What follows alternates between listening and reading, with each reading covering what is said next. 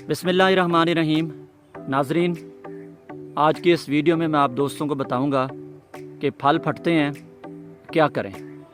तो जैसे कि कैमरे में भी आप दोस्त देख रहे हैं मीठे का फल फटा हुआ है, इसी तरह आपने अनार का, लीमू का, आलू बुखारा, खुबानी, खरबूजा, तरबूज, अगर सब्जियों की बात की जाए तो शलजम, मूली आपने फटे हुए ज़रूर देखे होंगे।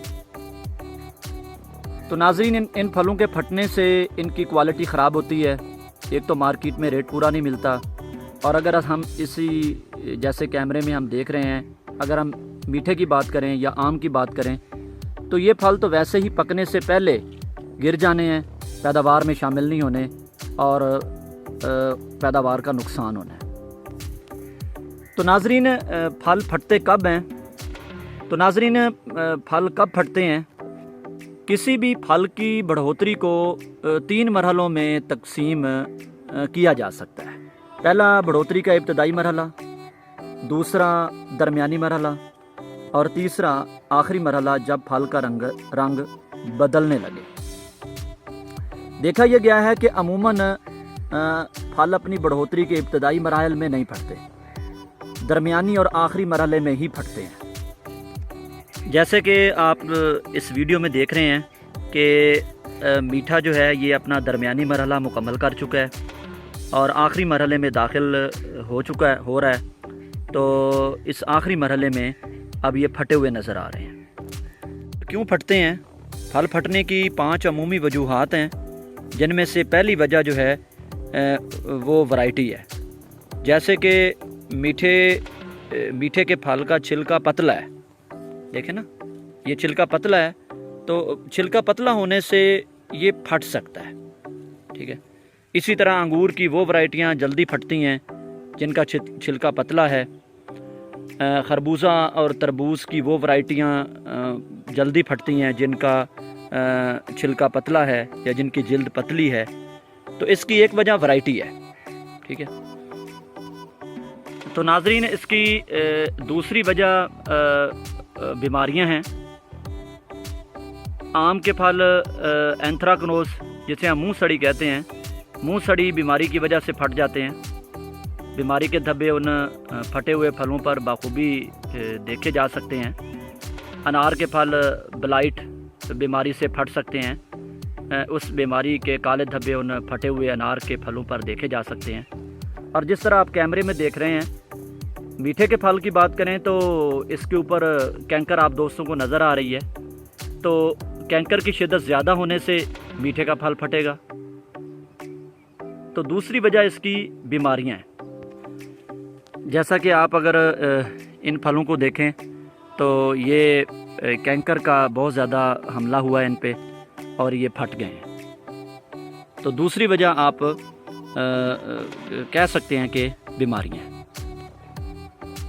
तो नाजरीन, तीसरी वजह शदीद गर्मी या लू है। लगातार खुश्क गर्म मौसम में दर्जा हरारत में अचानक तब्दीली, बारिश होने से फलों की जल्द फट सकती है। चौथी वजह है वतर की कमी। देखा यह गया है कि अगर ज़मीन में वतर की कमी ना भी हो तो फल फट सकते हैं। दरअसल फल की बढ़ोतरी के दरमियानी और आखिरी मरहले में अगर पौधे को सोका लगाकर पानी दिया जाए या तेज़ बारिश हो तो पौधों की जड़ें नमी को तेज़ी से चूसती हैं और फलों को सप्लाई करती हैं। तो इस नमी को फल का गूदा बड़ी तेज़ी से जज़ब कर लेता है और फैलता है। मगर उसी निस्बत से फल का छिलका तो देखें जी, नहीं फैल सकता ना। इसमें तो छिलके में तो कोई लचक नहीं है। तो चनाचे फल अपने अंदरूनी दबाव की वजह से, अपने अंदरूनी गूदे के फैलने के दबाव की वजह से फट जाता है। तो नाजरीन, फल फिर इस तरह ना गूदे के अंदरूनी दबाव की वजह से, क्योंकि गूदे ने बहुत तेज़ी से फैलाव किया है, तो गूदे के फैलाव की वजह से इस तरह फट जाता है। तो नाजरीन, चौथी वजह बोरान और पोटाश की कमी भी कुछ माहिरीन बताते हैं। बाज़ माहिरीन के मुताबिक इन ग़ज़ाई अज्जा की कम दस्तयाबी की वजह से फल फट सकते हैं। मगर ये बात दुरुस्त नहीं है। इन ग़िज़ाई अज्जा की कमी से फलों का साइज़ छोटा रह सकता है, ऐसे फल का साइज़ छोटा रह सकता है, मगर वो फटते नहीं हैं। ठीक है, तो इसकी रिकमेंडेशन मैं आप दोस्तों को तो ये दूंगा कि इसका हल आप दोस्तों ने क्या करना है, फ्लावरिंग के वक्त जब बाग फूलों के ऊपर हो, आपने बोरान जैसे सिंजेंटा का सोलियोबोर है, आइनक फार्म में है, आप 250 ग्राम 100 लीटर पानी में स्प्रे करवाएं। उससे फल के फटने का मसला बहुत हद तक कंट्रोल में रहेगा, फल नहीं फटेंगे।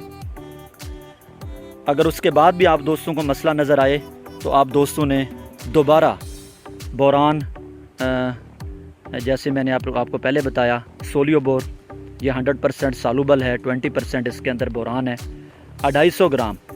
अगर आपको आजकल फल की बढ़ोतरी के दौरान फल के फटने की शिकायत मिल रही है, देख रहे हैं, तो आप दोबारा से 250 ग्राम 100 लीटर पानी में स्प्रे करवाएं। इस मसले पर काबू पाया जा सकता है।